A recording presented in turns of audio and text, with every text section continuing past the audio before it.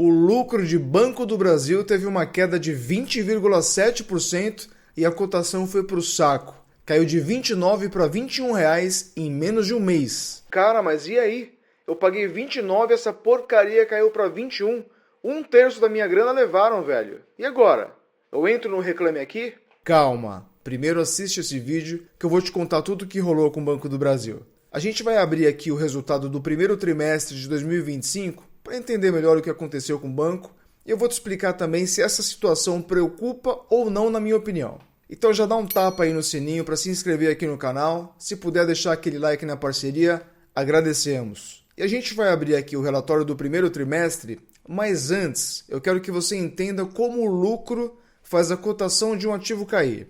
É o principal motivo. Imagine que você tem lá uma padaria e que essa sua padaria te gera de lucro R$30 mil por mês. Depois de pagar todo mundo, fazer todas as provisões de despesas, te sobra R$30 mil limpos no seu bolso. Se você fosse vender essa padaria, como que você precificaria o valor de venda? Pelo lucro.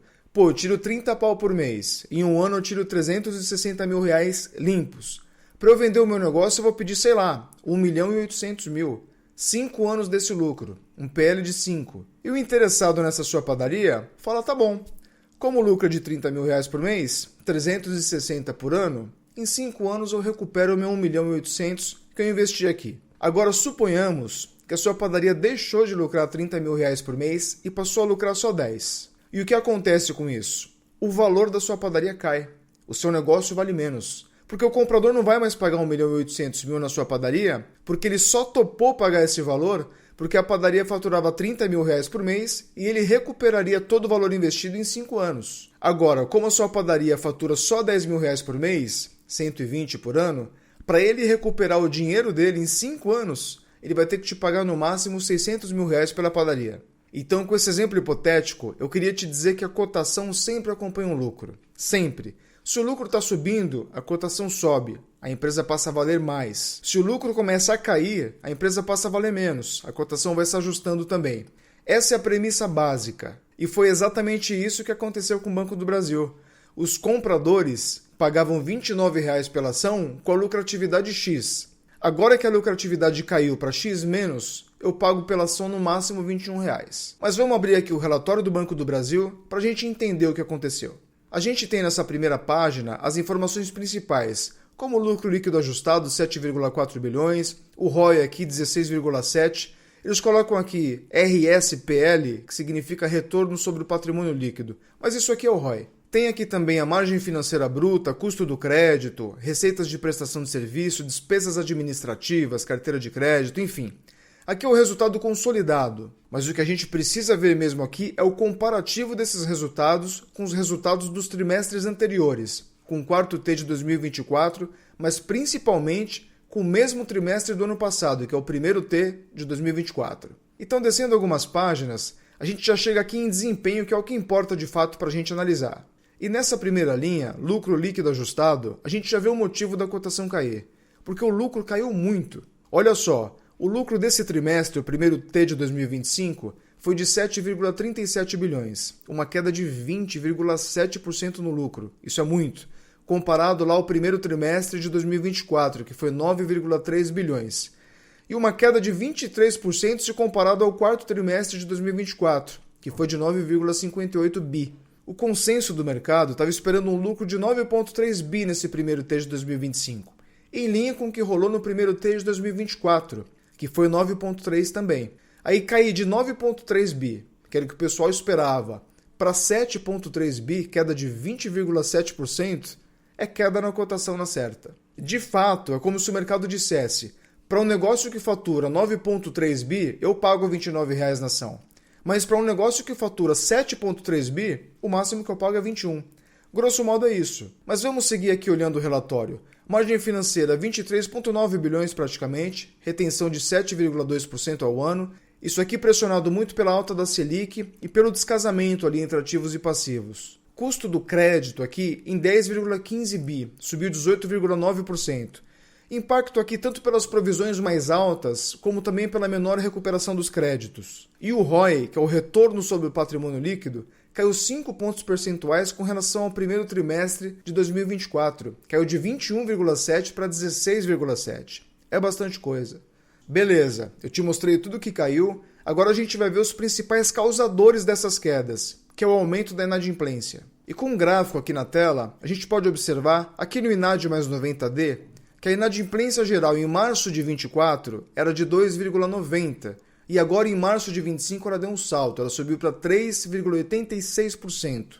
E isso muito puxado pela carteira de crédito agro. Eu estou colocando aqui na tela para você ver, onde a inadimplência em março de 24 era de 1,19% e subiu para 3,04% agora nesse trimestre. Isso aqui mostra um pouco uma certa deterioração aqui da carteira de crédito do agronegócio. Agora com relação ao guidance. Para quem não sabe o que é isso, guidance nada mais é do que uma projeção oficial divulgada pela própria companhia sobre os resultados que a própria companhia espera ter num período futuro. Mas que período futuro é esse? Geralmente é dentro do ano corrente, ali dentro do mesmo exercício. E o Banco do Brasil colocou em revisão as projeções aqui para margem financeira bruta, custo de crédito e lucro líquido ajustado, como você pode verificar aqui embaixo na tabelinha. E o que significa Banco do Brasil ter colocado esses indicadores em revisão e não ter divulgado essa projeção futura? Isso indica que há muitas incertezas no cenário atual, como uma inadimplência inesperada, mudanças contábeis como aconteceu aqui com o Banco do Brasil, crise em algum setor, entre uma série de outros motivos. E aí, por prudência, para manter a credibilidade, para não colocar ali no guidance nenhum resultado que a empresa não vai conseguir atingir, eles suspendem essa divulgação.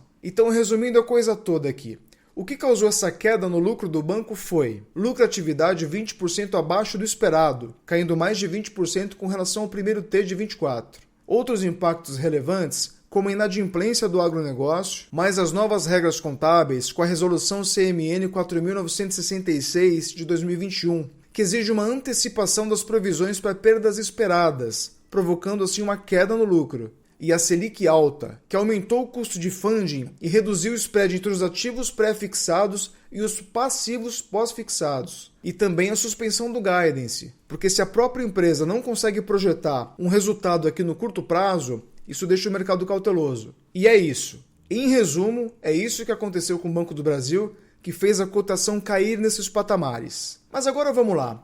Mesmo com essa queda expressiva que o Banco do Brasil teve no lucro, ele foi o quarto maior lucro da B3 nesse trimestre. Perdeu apenas para Petrobras, Itaú e Vale. Eu vou colocar aqui na tela para você um comparativo do primeiro trimestre de 2025 de Banco do Brasil, Itaú e Bradesco, para você analisar ali lado a lado a situação de cada um. Então vamos lá, lucro líquido. Aqui a gente vê que mesmo o Banco do Brasil tendo caído de 9,3 bi para 7,3 bi, uma queda de 20,7%, que não é pouca coisa, ainda lucrou muito mais que Bradesco, que lucrou 5,86 bi e ficou atrás de Itaú, obviamente, com 11,13 bi. ROI. Banco do Brasil, mesmo tendo caído 5 pontos percentuais, ficou com ROI de 16,7, contra 14,4 do Bradesco e 22,5 de Itaú. Margem financeira de Banco do Brasil foi de 23,88 bi. Mesmo com essa queda de 7,2%, foi maior que a do Bradesco, que foi de 17,23 bi, que subiu 13,7%, contra 30,32 bilhões de Itaú.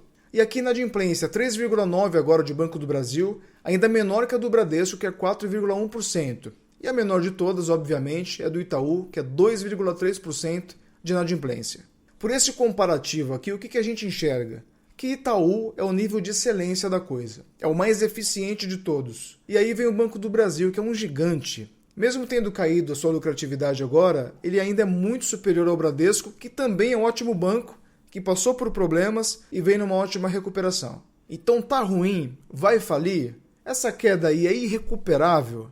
Gente, isso aqui, na minha opinião, é uma flutuação temporária provocada por crises pontuais aí de alguns setores, mas que depois se recuperam. O setor rural, que é o causador aí dessa inadimplência no Banco do Brasil, teve agora uma colheita recorde no ciclo 2024 e 2025. E a tendência é que as coisas já melhorem, já comecem a se estabilizar a partir do segundo T de 25. Bom, eu tenho uma posição forte em Banco do Brasil. Isso aqui me assusta em quê? Em nada. Sabe quantos dias mais ou menos eu vou ficar sem dormir por causa dessa queda? Nenhum. Olha, a gente tem como exemplo aqui o próprio Bradesco, que penou aí um tempão em função da alta da inadimplência, um banco atrasado aí com relação aos bancos digitais, enfim, todo mundo desconfiado, ninguém queria Bradesco. Bastou um resultado positivo para acontecer isso aqui com a cotação. Ela estava R$ 16,00 em setembro de 24.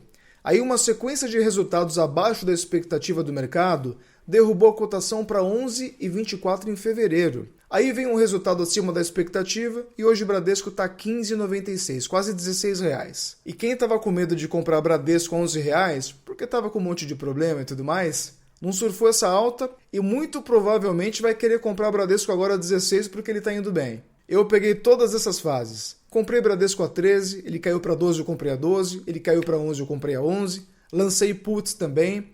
Agora que subiu para 16, eu parei de comprar. Onde será que eu vou agora?